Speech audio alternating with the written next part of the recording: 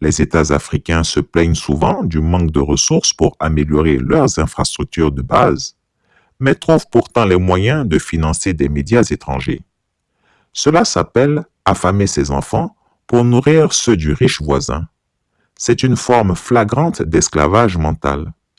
Alassane Ouattara en particulier est un exemple frappant de cet esclavage mental. En Côte d'Ivoire, les hôpitaux sont sous-financés, les écoles manquent de moyens, les enseignants sont sous-payés et sont entrés en grève. Cependant, on trouve de l'argent pour soutenir une chaîne de télévision qui sert avant tout les intérêts de la France et pour maintenir les emplois des journalistes français. Le soutien financier des États africains à TV5 Monde affaiblit la presse locale qui se bat pour sa survie et son indépendance.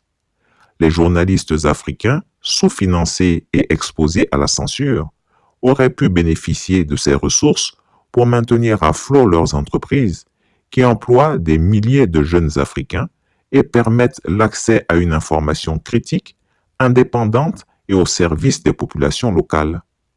Au Sénégal, par exemple, des médias privés ont observé une journée sans presse le 13 août 2024 pour protester contre les difficultés économiques et fiscales qui menacent leur survie. Chaque année, ce sont 4 entreprises de presse qui ferment, jetant des centaines de travailleurs dans les rues.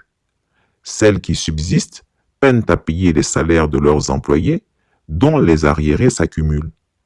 En Côte d'Ivoire, 70% des journaux qui existaient depuis 2010 ont disparu des étals.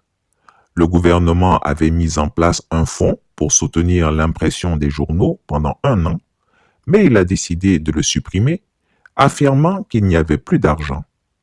Pourtant, le gouvernement ivoirien a trouvé de l'argent pour financer TV5 Monde.